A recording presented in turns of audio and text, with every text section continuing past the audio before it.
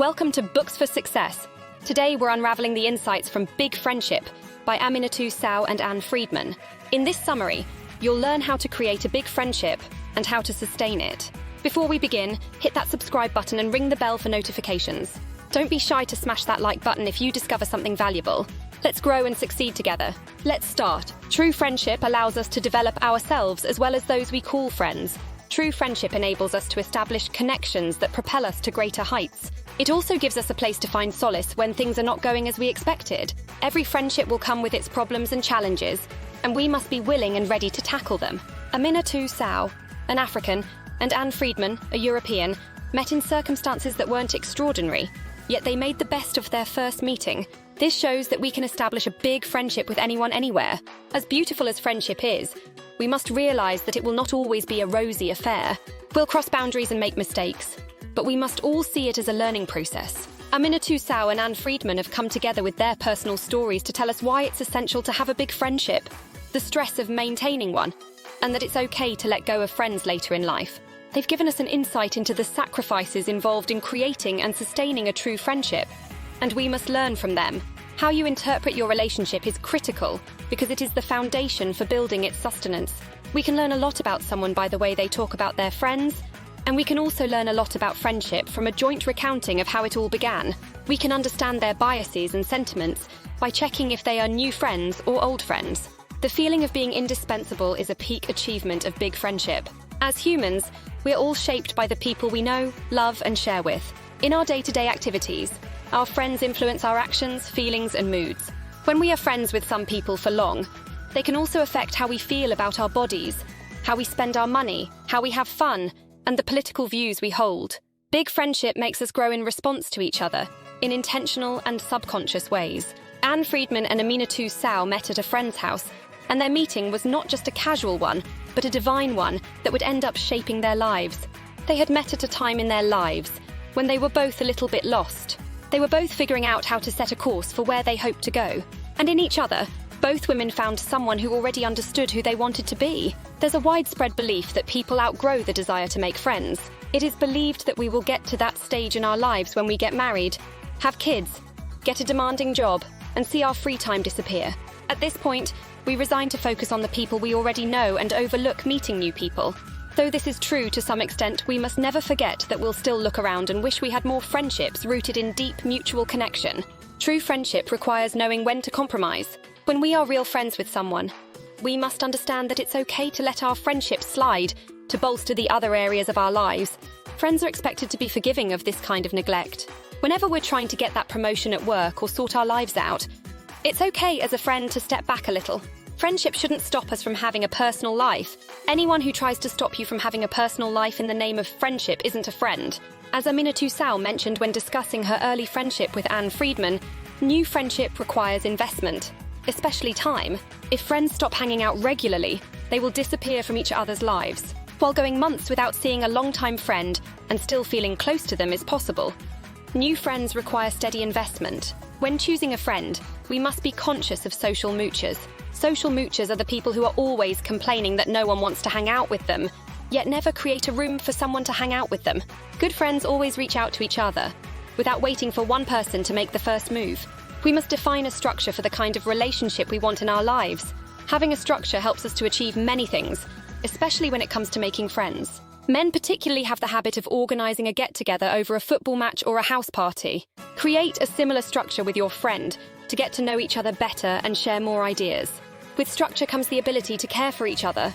Those moments of care and love are there to solidify your friendship, but they are also there to remind you how far you've come. When things are tight and scruffy between you and your friend, these are the moments you look back to make amends. True friendship provides safety for all parties. When you feel safe around someone you love, it becomes easier to love them more. Big friendship gives us the opportunity to choose our family and develop ourselves. Sharing our fears with strangers is such a hard thing to do. Sometimes, the things we share are used against us, and we try as much as possible to avoid such situations. However, sharing it with someone who won't use it against you is bliss. Aminatou Sow had created a new secure base in Friedman's life. When she couldn't share things with her boyfriend, who wasn't as understanding as she realized the true worth of friendship. Her friendship with gave her a feeling of security, that allowed her to contemplate leaving her long-term romantic relationship. Sometimes we get to choose our family because as we grow older, we meet people we wish we had met when we were younger. When most people think of a family, they often think of getting married and having children. Yet we must see beyond that. Our families can extend beyond our biological relations. As long as we genuinely love someone and they love us in return, they've become family. We often get lost in the functional aspects of our friendships, that we forget that things might not end up smoothly all the time. We tend to focus on how well we're enjoying our friendship, without assessing why it worked so well. While we might argue that we don't select friends because they might help us advance our careers in life, the truth is that friendship has been the source of some of our most significant achievements. Friends are the reason we gain more confidence to face our work, or take that bold decision to make a change. Friends push us to become bigger and better, without losing ourselves in the process. We must adopt the shine theory, which is an investment over the long term in pushing a friend to be their best and relying on their help in return. It is unanimous between friends to bring the best of ourselves out of our friendship and not let insecurity destroy our relationship. The shine theory teaches us to cultivate a spirit of genuine happiness and excitement when our friends are doing well and be there for them when they aren't. Life comes at us fast, and we must be careful not to be caught unawares all the time. As we grow older, we change and behave differently. More responsibilities mean we'll have less time for ourselves and even less time for our friends. At this point, we become stretched and things start to get a little bit difficult. Life inevitably brings a lot of changes, and these changes often affect the foundation on which the friendship was built. You cannot be the person you were 10 years ago, and you won't be the same person in the next decade. For a big friendship to thrive, it has to understand and adapt. There are minor strains that pop up in the early days of our friendship, and there are bigger ones that come as we grow older. These stretches are typical and should be expected. What makes a true friendship is our willingness to stay the trying times afloat. A healthy friendship involves stretches in both directions. When you're stretching, you're both making an effort to figure out how you can adapt to your differences. Stretching goes both ways, the good and the bad. Like exercises, stretching feels good when we are about to start, but it feels awful when we are tired or done. Sometimes, the challenge of overcoming the differences in friendship goes beyond stretching. It feels like a strain. Most times, it's hard to tell the difference between stretch and strain. However, if one person in the friendship is consistently stretched more than the other, then it has become a strain. When two people aren't stretching at the same rate or with the same intensity, the friendship starts to pull apart. It's only through stretching that we become stronger and grow better. When we have stretched ourselves, it's not always a pleasant experience. But when we look back, we can see that it's our challenges and not our good moments that have made us stronger, wiser, and more resilient. Creating a network of mutual friends goes a long way in strengthening friendships. Aminatou Sow and Friedman shared a lot of things, including mutual friends. They understood the importance of having mutual friends and how these mutual friends can strengthen a relationship. Having a mutual friend can lead to a three-way big friendship or casual friendship. Either way, it helps create a better atmosphere. When you get close to your friends' friends, it becomes a huge happy family. It means you get more date night, more interesting gatherings, and more opportunities to expand. One way to keep in touch with mutual friends is through the web. The internet has evolved so much, making it easier to connect with people. Through social networks, you expose yourselves to the realities of other people's worlds. You get more support because your friends' friends would want to patronize you. Also, the internet helps us overlook long-distance friendships because we're still able to keep in touch. Even the most significant friendships need other outlets because a lone friend cannot be everything you need, as much as you might like to think so. Having mutual friends is an acknowledgement that we are all connected and that it takes a group to be healthy, happy, and successful. We try to treat each other's closest friends like family because we want to extend our friends' respect for them. A network of friends gives us better connections. It's perfectly okay to be friends with some people by what they offer you. As discussed earlier, as much as we may like to deny it, we all use our friends to better our lives. A friend network can make or break a friendship. That's why we must be cautious about the kind of friends we share with our close friends. Assumptions can be detrimental to the growth of a friendship. Assuming that everyone is particularly okay with whatever you believe the group should be about is a wrong approach. People differ, and the same thing applies to friends. Assumptions fiddle with our beliefs and cause us to be unnecessarily biased. The willingness to learn and unlearn helps us navigate uncomfortable situations. Several factors influence how our friendship works. One essential aspect is our skin color. Aminatou Sow, as an African, was more conscious of her skin color than Friedman, who is white. Black people living in America pay more attention to their skin color because of racism and segregation. Some aspects of friendship with white people that black people are cautious of is that they could be subjected to racism at any moment, either by mistake or an intentional slur. What's more painful is that these friends have no idea how much it hurts, so they cannot truly feel sorry. When Aminatou Sow went with Anne Friedman to a get-together planned for Anne's friends, she realized that she was the only black person at the party. This made her feel very uneasy, and she immediately felt out of place. She was surprised to notice that Anne had no other black friends, and Aminatou started to question her importance in her friend's life. Irrespective of how close we might be to our friends, we all have boundaries, places where we've drawn the lines and expect our friends not to pass. However, more often than not, these boundaries would be crossed, and it's an act beyond both parties' control. We're always on high alert for things strangers might say to us, but our guard is usually down when we're with people we know. If you're a white person, and your get-together parties are all white affairs, this signals a few things to your black friends, and it might make them very uncomfortable. There is a complex system by which racism is developed, maintained, and protected. Racism is not just limited to having hatred for people of other races. It goes beyond that. It's a systemic socio-political issue that has been ingrained in every aspect of our lives. Being uncomfortable as an African in the United States is understandable. That's why you must ensure that you're open enough about your views on racism with your friends. Let them know that you acknowledge the differences and that you're willing to learn and unlearn many things. Shared knowledge works better when we appreciate our friends' intelligence. We must always appreciate how brilliant our friends are. It should be a collective agreement between all the parties involved to appreciate each other's contributions and opinions about many things. Anne Friedman and Aminatou Sow were each fascinated by how the other organized her thoughts and ideas from the earliest days of their friendship, and they were actively interested in knowing each other's opinions about everything. This feeling has made them feel themselves getting smarter in real time and getting a more definite sense of the world around them. It's why book clubs are so popular. It's why friends volunteer for charity together or join hands to canvass for a political candidate.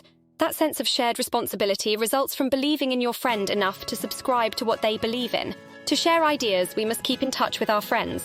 Thanks to the internet, it's now possible to stay in touch with as many people as possible from anywhere in the world. If we fail to keep in touch, we'll find it hard to sustain the momentum we've created to grow our friendship. Keeping in touch keeps us in the loop of things. The real danger in how people perceive your friendship isn't in telling a public story about your friendship. It's in the failure and inability to tell the private one. Friendship is complicated, and it's a tough journey reserved only for people who genuinely love each other. Friendship is a series of life lessons we must learn that includes the good, the bad, and the ugly. What distinguishes a normal friendship from a big friendship is the ability to enjoy the good times, accept our mistakes during the bad times, and look back to the good times to overcome the bad times. When we go through rough patches, our problems might feel highly specific to us and almost impossible to solve. But we must realize that millions of people are out there like us who are also trying to figure things out. It's normal to have rough patches, but our friendship truly defines our ability to come back together to make things work. We must accept that it's okay not to be friends with someone forever. Experts believe that when it comes to friendship, ages 30 to 50 tend to be a low point. It's the time in our lives when spending unstructured and unplanned hours with friends starts to seem like a gift. Some people are lucky enough to have time for friends in their mid-30s. However, most people do not, and it's understandable. It might seem selfish that you're barely available for those who were there when you were younger, but the truth remains that with each passing day, you get to have more responsibilities, which makes it hard for you to create time. As explained by David Sedaris, a humorist, he had heard one woman explain to him that our life is like a stovetop. In her words, one burner represents your family, one is your friends, the third is your health, and the fourth is your work. If we leave all the 4 burners running, we'll soon run out of gas, so to save gas, we'll have to switch off 1 or 2 burners. This same logic applies to friendship. Sometimes the burner you have to switch off is that of friendship. Some people can switch off work or family, but most times people end up switching friends. Extinguishing friendship has its consequences for every aspect of life. Without friends, it's more challenging to get through trying times. Friendship has a more significant impact on our psychological well-being than our relationships. The absence of friendship is what leads to loneliness in our lives. The truth is that lonely people don't necessarily lack friends. It's in the inability to have great friends with whom we want to share everything. If you have a friend with whom you can share a big friendship, loneliness then becomes a thing of the past. A big friendship is built on love, trust, belief, and the ability to overcome obstacles. Once we can achieve these things, we would have created a solid foundation on which a big friendship can survive. Did you know? According to Harvard Business Review, Loneliness causes a lifespan reduction, similar to smoking 15 cigarettes per day. Conclusion: Aminatou Sow and Friedman's coming together proves a lot of things, one of which is that true love knows no boundaries. Both women had met many people, yet there was an instant connection that made them realize there was no going back. A big friendship can happen anywhere between you and any other person. It doesn't choose based on skin color, religious identity, or cultural background, and it doesn't discriminate against ideologies or personal beliefs. When we talk about true friendship, we must understand the sacrifices involved. It's not an entirely smooth journey, and we must prepare ourselves mentally. We all need friends, regardless of what's going on in our lives. Friends help us to become better people, overcome problems, and learn how to care for someone other than us. Friendship is essential for our growth in life, which is why we need to choose our friends carefully. Establishing a real friendship requires a conscious effort from a similar intensity among all the parties involved. We must be willing to accept and support each other, especially in trying times. Big friendship requires love, dedication, determination, and the willingness to learn. And that's why we must be there for each other at all times, even when we're far away. You are unique, and so is the next person. Learn about your differences and be self-aware enough to understand the kind of friendship you are interested in. This way, you'll become a better friend and make better contributions in a relationship. Try this. Whenever you feel a strain between you and your friend, plan a getaway and go on a short trip where you only get to enjoy each other's company without discussing what might be wrong. These moments help you to rediscover why you were friends in the first place. Thank you for joining us on this enlightening journey. If you've enjoyed our summary, consider picking up the full book for a more in-depth exploration. Before you go, hit that like button, subscribe if you haven't yet, and share this video with someone who could benefit from these insights. Until next time, keep reading, keep learning, and keep growing. Thanks for watching.